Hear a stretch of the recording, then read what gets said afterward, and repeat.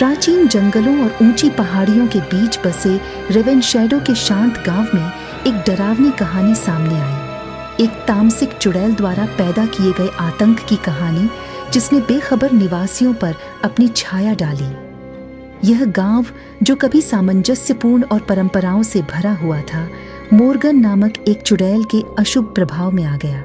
किंवदंती है कि मॉर्गन ने निषिद्ध कलाओं का अभ्यास करने के लिए ग्रामीणों द्वारा तिरस्कृत और निर्वासित किया गया था।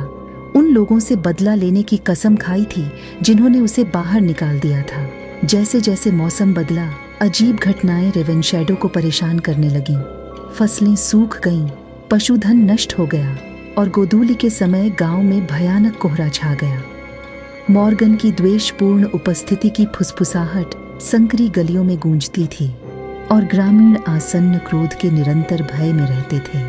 ग्रामीणों में एलेना नाम की एक साहसी युवती थी, जिसने प्रचलित आतंक को चुनौती देने का साहस किया। सहज जिज्ञासा और न्याय की अटूट भावना से प्रेरित होकर एलेना ने रेवेनशैडो के निषिद्ध इतिहास में गहराई से प्रवेश किया।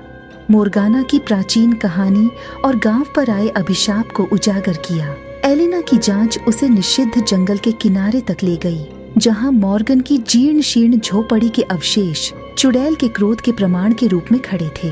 जैसे जैसे वह छाया में गहराई तक गई, उसे एक प्राचीन ग्रिमोइरे की खोज हुई। मंत्रों से भरी एक जादू पुस्तक, जिसमें अंधेरे संधियों और आत्माओं के बंधन की बात की गई थी। भय और अंधविश्वास से ग्रस्त ग्रामीणों ने सच्चाई को उजागर करने के एलेना के प्रयासों का विरोध किया। निडर होकर उसने एक बुजुर्ग बुद्धिमान महिला का मार्गदर्शन मांगा, जिसने शांत स्वर में मॉर्गन के अभिशाप को तोड़ने की कुंजी का खुलासा किया। एक खोया हुआ अवशेष, जिसे लूना के आंसू के रूप में जाना जाता है, जो निषिद्ध जंगल के बीच में छिपा हुआ है। एलेना नए ज्ञान और दृढ़ संकल्प से लैस होकर अंधेरे के बीच में एक खतरनाक यात्रा पर निकल पड़ी। जंगल, जो कभी परिचित थे, मुड़े हुए पेड़ों और अशुभ छायाओं की भूल भुलैया में बदल गए। मॉर्गन की हंसी की फुसफुसाहट पत्तों में गूंज रही थी, जो एलेना के संकल्प का परीक्षण कर रही थी।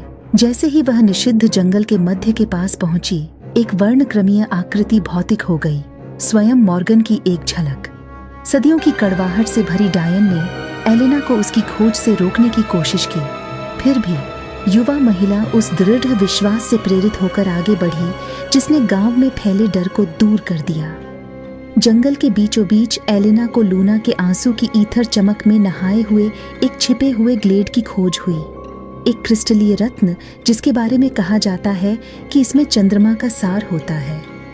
अवशेष वर्णक्रमीय अभिभावकों द्वारा संरक्षित और भूले हुए मंत्रों की गूंज से घिरा हुआ अपने असली मालिक की प्रतीक्षा कर रहा था।